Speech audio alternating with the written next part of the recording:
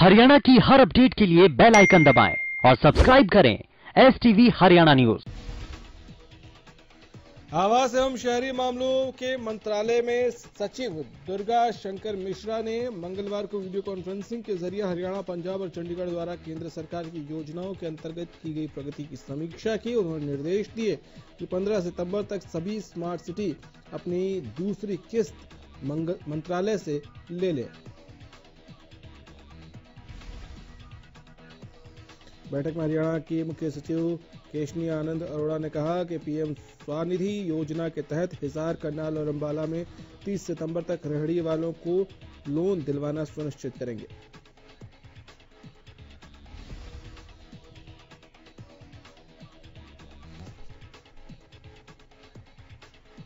प्रधानमंत्री आवास योजना शहरी के तहत हरियाणा द्वारा की जा रही प्रगति पर मुख्य सचिव ने बताया कि 63,411 लाभार्थियों के आवास स्वीकृत किए गए हैं।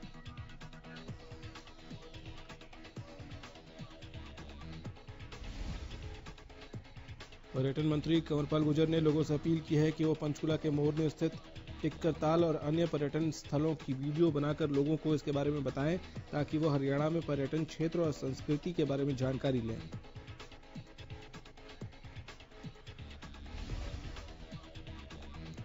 पर्यटन दिवस के मौके पर बोलते हुए उन्होंने कहा कि मोरनी में कई स्थान ऐसे हैं जिनके बारे में लोगों को जानकारी नहीं है।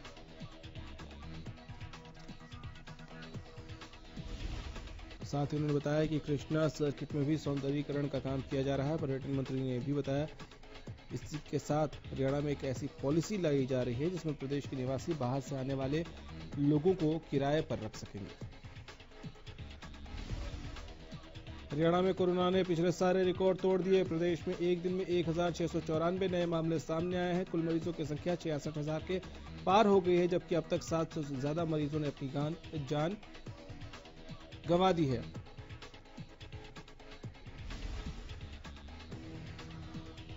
गोहाना में पिछले एक महीने से लगातार कोरोना संक्रमण का आंकड़ा बढ़ता जा रहा है। सिटी थाना पुलिस के 6 कर्मचारी कोरोना पॉजिटिव मिलने के बाद अब पुलिस विभाग हरकत में आ गया और गोहाना के एएसपी ने सभी थानों और चौकियों में कोरोना टेस्ट करवाने के आदेश दे दिए हैं। इसके अलावा अब स्वास्थ्य विभाग की तरफ से ट्रैवल हिस्ट्री जुटाने में कोशिश बढ़ गई है। गोहाना मेडिकल के एसएमओ डॉक्टर किरणवीर की माने तो वो हर रोज मेडिकल में 100 से ज्यादा लोगों की कोरोना टेस्ट करवा रहे हैं। पंचकुला में मंगलवार को फिर कोरोना बम फूटा। पिछले सभी रिकॉर्ड तोड़कर एक दिन में 236 कोरोना संक्रमित मरीजों की पुष्टि हुई है। 24 घंटे में 236 नए मरीज मिलने से स्वास्थ्य विभाग में हड़कंप है, जबकि 2 कोरोना संक्रमित मरीजों की मौत भी हुई है। पंचकुला के नागरिक अस्पताल में सेक्टर 19 निवासी 54 वर्षीय व्यक्ति की कोरोना संक्रमण से जान चली गई। वो मोहाली के अस्पताल में एक पंचकुला निवासी की कोरोना संक्रमण से मौत की पुष्टि भी हुई है। साइबर सिटी में एक बार फिर कोरोना ने कहर बरपाना शुरू कर दिया है। सरकारी आंकड़ों के हिसाब से बीते 10 दिनों में 1,280 नए केस मिले हैं, जिससे स्वास्थ्य विभाग और जिला प्रशासन की नींद उड़ गई है। हालांकि इसमें 10,790 मरीज रिकवर होकर घर लौट चुके हैं, लेकिन आंकड़ा लगातार बढ़ता जा रहा है।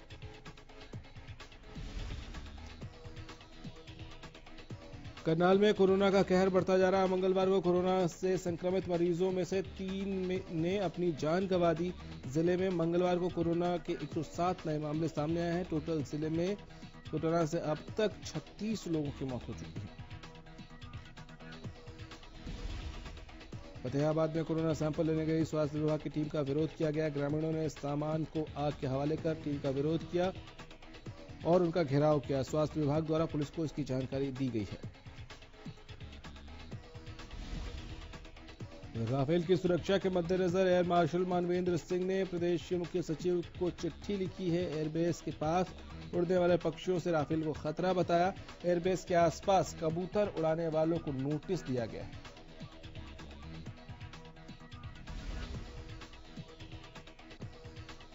गोहाना में अब कोरोना के बढ़ते लगातार मामलों के बाद शहर में डेंगू का बम भी फूटा है।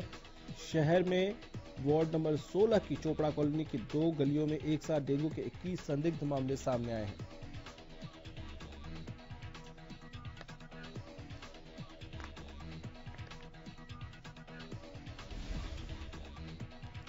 फरीदाबाद में ट्रैफिक पुलिस ने मंगलवार को नियम तोड़ने वालों के खिलाफ अभियान चलाया। इस दौरान मोटर व्हीकल एक्ट का उल्लंघन और बिना मास्क घूमने वालों के चालान किए गए। पुलिस ने चालान काटने के साथ साथ लोगों को जागरूक भी किया और चालान काटने के साथ साथ उनको मास्क भी दिया गया। ट्रैफिक एसएचओ दलवीर सिंह ने बताया कि पूरे फरीदाबाद में वाहन नियमों का उल्लंघन करने और बिना मास्क वाले जो लोग हैं उनके खिलाफ अभियान चलाकर उनको जागरूक किया गया। कालावली की किसानों की ओर से सरकार से गुहार लगाई गई है। उनकी नरमा और कपास की फसल नष्ट हुई है, उसका मुआवजा जल्द देने की मांग हुई है। किसानों ने मांग की है कि सरकार की ओर से स्पेशल गिरदावरी कराकर उन्हें उचित मुआवजा मिले, क्योंकि एक तो वो कोरोना महामारी के चलते पहले ही परेशान है और दूसरा उनकी फसल भी नष्ट हो गई है। भारतीय किसान यूनियन के बैनर तले बारडा क्षेत्र के अनेक किसानों ने प्रदर्शन किया। किसानों ने बर्बाद हुई कपास की फसल की विशेष गिरदावरी कराकर मुआवजा देने की मांग को लेकर बारडा में एसडीएम कार्यालय के सामने सांकेतिक धरना दिया। साइबर सिटी गुरुग्राम के सिकंदरपुर मार्बल मार्केट के पीछे बसी झुग्गियों में बसे सैकड़ों परिवारों पर बेघर होने का खतरा मंडरा रहा है। दरअसल बीते 10 से 15 सालों से ये लोग अरावली में बसी इन झुग्गियों में रह रहे थे, लेकिन एनजीटी के आदेश के बाद नगर निगम की टीम की तरफ से 28 अगस्त को की गई कार्रवाई के बाद इन तमाम लोगों की झुग्गियों को जमींदोज कर दिया गया। इससे परेशान होकर इन परिवार के लोगों ने धरना शुरू किया। इनकी मांग है कि सरकार या जिला प्रशासन इन्हें रहने का इंतजाम करे या इनकी आर्थिक मदद करे, जिससे इनके सिर पर छत का इंतजाम हो सके। प्रदेश में अगले 24 घंटे में मौसम में बदलाव की संभावनाएं हैं। चौधरी चरण सिंह हरियाणा कृषि विश्वविद्यालय के मौसम विभाग ने उम्मीद जताई है कि 2 सितंबर से 5 सितंबर तक प्रदेश के कई क्षेत्रों में बारिश होने की संभावना है।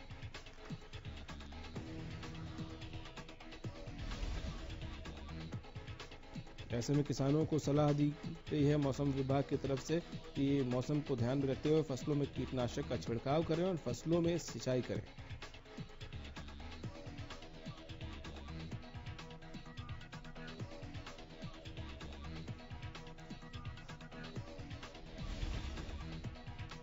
कोरोना के चलते साइबर सिटी गुरुग्राम के लोगों के लिए प्रॉपर्टी टैक्स में सरकार द्वारा दी गई छूट की 31 अगस्त की आखिरी तारीख बढ़ा दी गई है। अब 31 अक्टूबर तक प्रॉपर्टी टैक्स में दी गई छूट का गुरुग्राम वासी फायदा उठा सकते हैं। साथ ही प्रॉपर्टी टैक्स न भरने वालों के खिलाफ लगातार कार्रवाई की जा रही है, जिसके चलते गुरुग्राम नगर निगम की टैक्स विंग ने 100 से अधिक प्रॉपर्टी को सील किया है और 150 से अधिक प्रॉपर्टी भी निशाने पर है।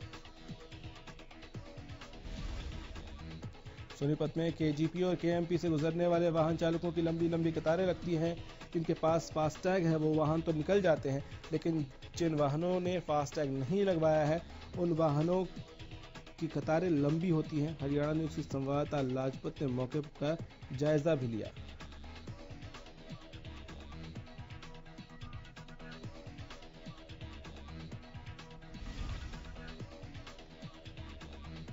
सिरसा शहर को स्वच्छ और सुंदर बनाने के लिए नगर परिषद द्वारा सुभाष चौक से स्वच्छता अभियान की शुरुआत की गई। नगर आयुक्त संगीता तेतरवाल ने खुद झाड़ू लगाकर इस अभियान का आगाज किया।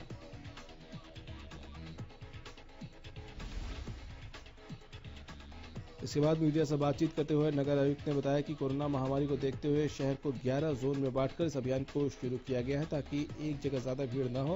उन्होंने बताया कि अभियान को सहयोग देने के लिए शहर की 25 धार्मिक और सामाजिक संस्थाएं भी।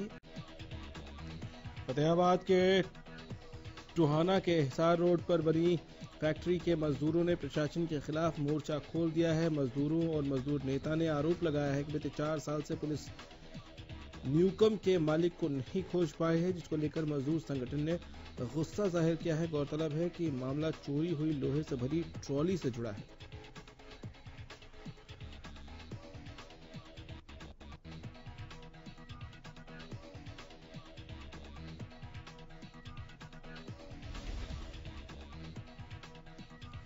नारनौद में किसानों की फसल मंडी तक पहुंचाने के लिए बास मार्केट कमेटी द्वारा बड़ाला से पेटवाड़ तक करीब 6 किलोमीटर लंबी सड़क का निर्माण किया गया है। सड़क का निर्माण कार्य पूरा हुए 1 हफ्ते भी नहीं हुआ है, उससे पहले ही सड़क उखड़ गई।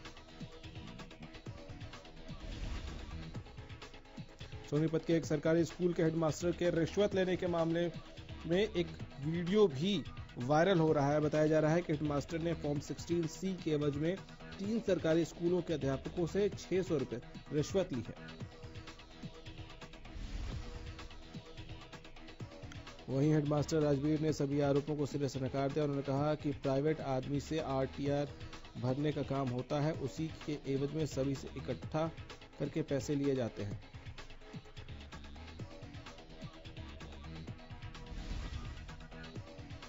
प्रदेश में रजिस्ट्री घोटाले को लेकर शहरी क्षेत्रों में बंद पड़ी रजिस्ट्री सेवा को बहाल कर दिया गया है। दरअसल फतेहाबाद में रजिस्ट्री सेवा बहाल होने के बाद तहसील कार्यालय में लोगों की काफी भीड़ भी देखने को मिली। मंगलवार को से नए सॉफ्टवेयर के तहत रजिस्ट्रियां शुरू कर दी गई हैं। अंबाला GRP में एक अज्ञात महिला की कॉल से सुरक्षा एजेंसियां चौकस हो गई हैं। उसने रेलवे ट्रैक को बम से उड़ाने की धमकी दी। करीब 20 सेकंड की कॉल के बाद महिला की तलाश में एजेंसियां जुट गई हैं।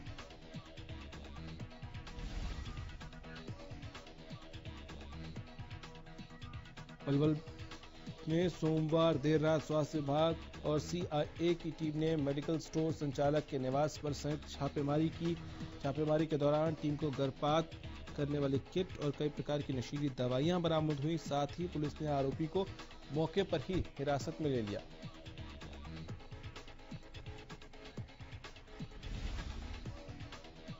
सोनीपत में स्थित TDI कंपनी एक बार फिर विवादों में है। TDI के चेयरमैन DN तनेजा पर शोषण के आरोप लगे हैं।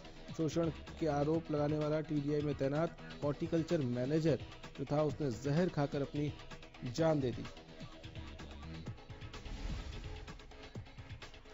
मृतक के परिजनों से बातचीत में खुद उसने बताया कि उन्हें कंपनी के चेयरमैन तनेजा बार बार परेशान कर रहे थे और उनका शोषण किया जा रहा था, जिसके बाद उन्होंने एक कदम उठाया है। पुलिस ने DN तनेजा के खिलाफ मामला दर्ज कर लिया है और मामले की तफ्तीश शुरू कर दी है।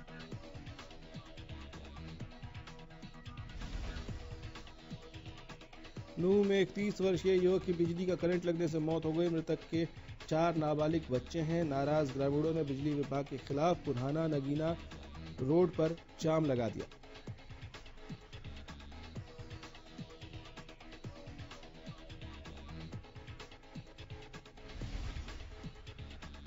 फतेहाबाद के रामसरा गांव में एक युवक की आत्महत्या का मामला सामने आया है, जिसको लेकर मंगलवार को बड़ी संख्या में ग्रामीण SP से मिलने पहुंचे।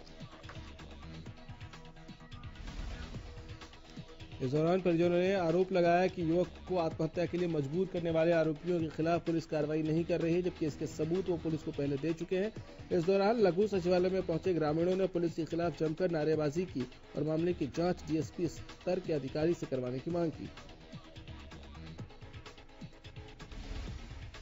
करनाल के नेसिंग में सालों ने मिलकर अपने ही जीजा की हत्या कर दी।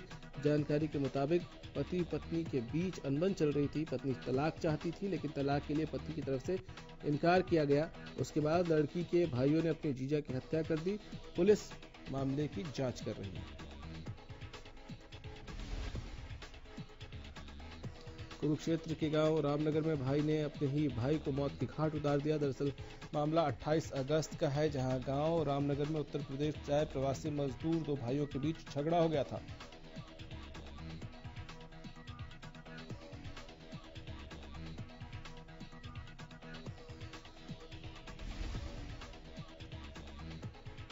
फरीदाबाद के नवीन नगर चौकी इलाके से पति पत्नी को पड़ोसियों द्वारा बेरहमी से पीटने का CCTV फुटेज सामने आया है। पीड़ित का कहना है कि कहीं भी कार्रवाई न होने के बाद उसने पुलिस कमिश्नर से गुहार लगाई थी।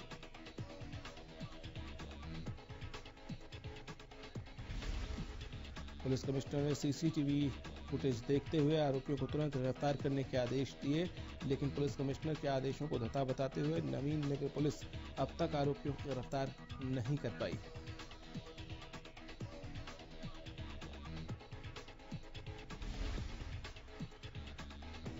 प्रदेश में रेप की वारदातें थमने का नाम नहीं ले रही हैं। ताजा मामला पलवल से सामने आया है, जहां सोमवार रात एक युवती का अपहरण कर रेप जैसी घिनौनी वारदात को अंजाम दिया गया।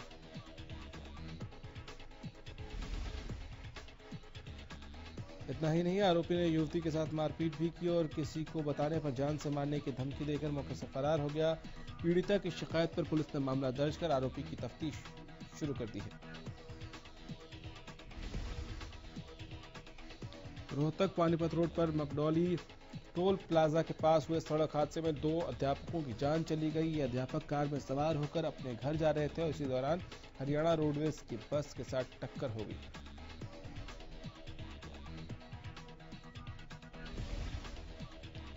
दोनों अध्यापकों ने मौके पर ही दम तोड़ दिया। घटना के बाद हरियाणा रोडवेज बस के ड्राइवर और कंडक्टर मौके से फरार हो गए। पुलिस फिलहाल मामले की जांच में जुटी है।